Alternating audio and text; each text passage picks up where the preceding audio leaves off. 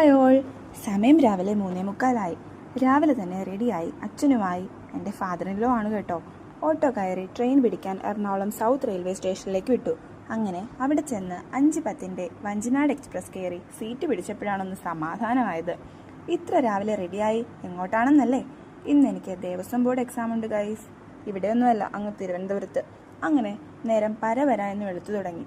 അങ്ങനെ ട്രെയിനിലിരുന്ന് മനോഹര കാഴ്ചകൾ കണ്ട് തിരുവനന്തപുരം പോണ വഴി റാണി ചേച്ചിയും കണ്ടുമുട്ടി. പിന്നെ യാത്ര ഒരുമിച്ചായി. അങ്ങനെ തിരുവനന്തപുരം റെയിൽവേ സ്റ്റേഷനിൽ ഇറങ്ങി ഞങ്ങൾ നേരെ വിട്ടത് പഴവങ്ങാടി ഗണപതി ക്ഷേത്രത്തിലാണ്. ഇത് തിരുവനന്തപുരത്തിൻ്റെ തിരക്കേറിയ ഹൃദയഭാഗത്ത് കിഴക്കേക്കോട്ടയ്ക്ക് സമീപം സ്ഥിതി ചെയ്യുന്ന ഒരു മനോഹരമായ അമ്പലമാണ്. ഞാൻ ആദ്യമായിട്ടാട്ടോ അവിടെ പോകുന്നത്. അതുകൊണ്ട് തന്നെ ഭയങ്കര എക്സൈറ്റ്മെൻ്റ് ആയിരുന്നു.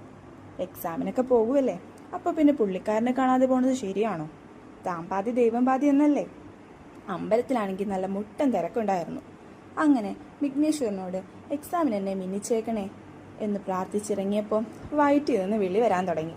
അങ്ങനെ നേരെ റെസ്റ്റോറൻറ്റിൽ കയറി നല്ല ചൂട് ദോശയും ചായയൊക്കെ പാസ്സാക്കി എക്സാം സെൻറ്ററിലേക്ക് പോകാൻ ഓട്ടോ പിടിച്ചു. തിരുവനന്തപുരം ആർട്സ് കോളേജിൽ വെച്ചായിരുന്നു എനിക്ക് എക്സാം. അങ്ങനെ എക്സാം എഴുതി ഇറങ്ങി ഫുഡും കഴിച്ച് എറണാകുളത്തേക്കുള്ള ബസ് പിടിച്ചു. ബുക്ക് ചെയ്തതുകൊണ്ട് സീറ്റ് കിട്ടി. അല്ലെങ്കിൽ തൂങ്ങി നിന്ന് വരേണ്ടി വന്നേനെ. അത്രയ്ക്ക് തിരക്കായിരുന്നു ഗൈസ്. വെളുപ്പിന് 3 മണിക്ക് ഇറങ്ങിയതാ. ഞങ്ങൾ എത്തിയതോ രാത്രി 1 മണിക്ക്. ആകെ മൊത്തത്തിൽ മടുത്തു. ഇനി ഉറങ്ങിയാൽ മതിയെന്നായി. അപ്പോൾ ശരി, ഗുഡ് നൈറ്റ്.